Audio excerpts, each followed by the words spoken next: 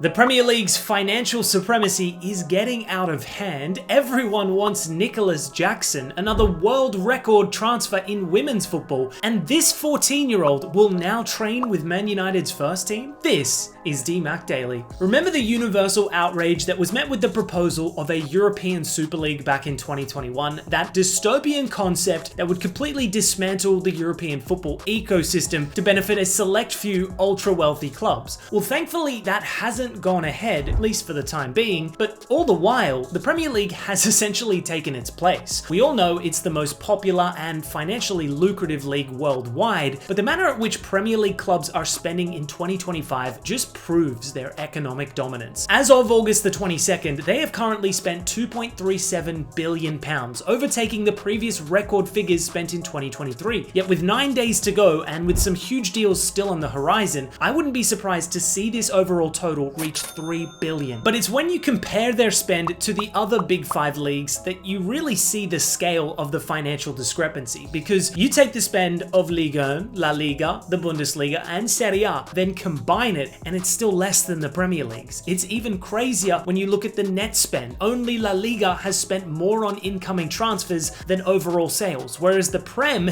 is net negative to the degree of £1 billion.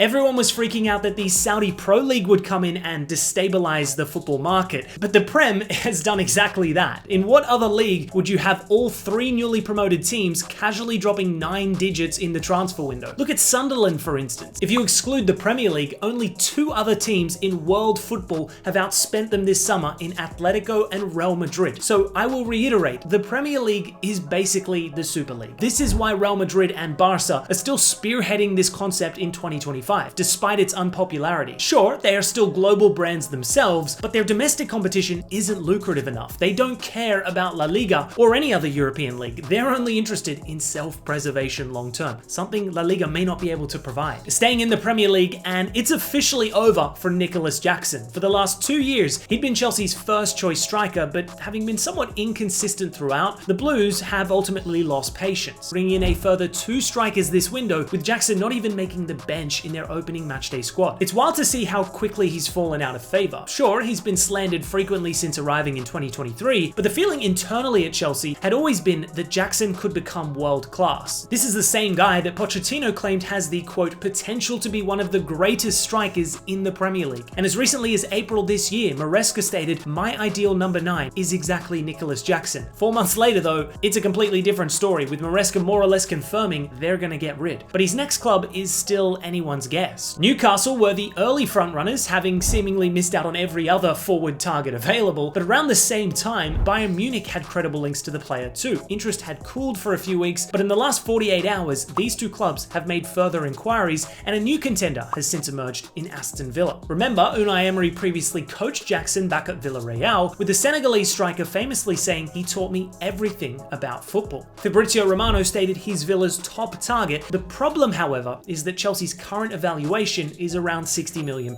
Villa appear unlikely to meet this figure due to ongoing financial constraints. Similarly, Bayern don't seem too keen on forking out that kind of money. Newcastle could theoretically afford him, but with Isak and Visser's ongoing sagas, it may be a tall order striking a deal. I think the most likely outcome is a loan deal with either an option or obligation to buy, with Villa the current favourites as of recording this. Either way, I'm conflicted with Jackson. In the most competitive league in Europe, he's done pretty well. Back-to-back double-digit goal seasons in the Prem, 42 GA in 81 games. That's decent output. That being said, his finishing isn't elite, and most frustratingly, this guy has a clear discipline problem. 2 reds and 18 yellow cards in 2 years from a striker. That's not normal. An enigma of a footballer, but I wouldn't be surprised to see him tear up elsewhere. The quality is there after all. Now for some quickfire transfer news, and Victor Boniface is on his way to Milan in a £5 million loan with a £24 million option to buy at the season's end, whilst Inter Milan signed Lens's Andy Diouf for £20 million. Douglas Luiz departs Juve for Nottingham Forest on loan with a £30 million obligation to buy. Loic Bade signs for Leverkusen in a £29 million deal. He'll be joined by City wonderkid Claudio Echeverri on a season-long loan. Exiled Marseille winger Jonathan Rowe has a new home at Bologna in a £19 million transfer. Edson Alvarez joins Mourinho's Fenerbahce on loan, and Chelsea sell Renato Vega to Villarreal for £29.5 million. Over £15 million profit in 1 year for a player who barely featured featured for the Blues. Not bad, Chelsea. Meanwhile, in the women's game, a new world record transfer has taken place, with Tigres' Lisbeth Ovalle joining NWSL side Orlando Pride for £1.1 million. The 25-year-old winger was Tigres' all-time leading goal scorer and recently scored one of the most insane goals I've ever seen. A shoo-in for this year's Puskás Award in my opinion, but it's wild to see the figures coming into the women's game. They've now witnessed 3 world record transfers come in the year of 2025 alone. In January, Naomi Girma joined Chelsea for a record £900,000, which was eclipsed in July when Olivia Smith made the move from Liverpool to Arsenal for £1 million. The first female to break the 7-digit figures. Not even a full month later though, Ovalle now holds the title of world's most expensive female player. And finally, we gotta talk about a youth prodigy that could legit be England's next superstar. And I'm not talking about 16-year-old Rio Engamoa or 15-year-old Max Dowman, who had both excelled in preseason and looked destined for the top themselves, but rather an even younger talent in 14-year-old JJ Gabriel. Granted, this kid has been generating hype for some time now. At just 9 years old, he went viral nicknamed Kid Messi in a YouTube video that racked up 28 million views before joining Manchester United. 5 years later, he would then sign a lucrative contract with Nike. Over the summer, he was wanted by a host of top clubs worldwide, but instead signed a contract extension with the Red Devils and has continued to rapidly develop. Just last weekend, he made his U18 Premier League debut and proceeded to tear up, catching the attention of Bruno Amorim, who is set to reward the Wonder Kid by calling him up to train with the first team. That is just wild. This kid's literally too young to even feature in the FA Youth Cup, yet is already getting senior call-ups. Could you imagine this lad pulling up to school? This might be the most aura a Year 9 student has ever had, and with the name JJ Gabriel, bro's destined for stardom. Anyways guys, that's all for today's DMAC Daily. If you enjoy the show, please feel free to check out the Patreon, and I'll see you next time.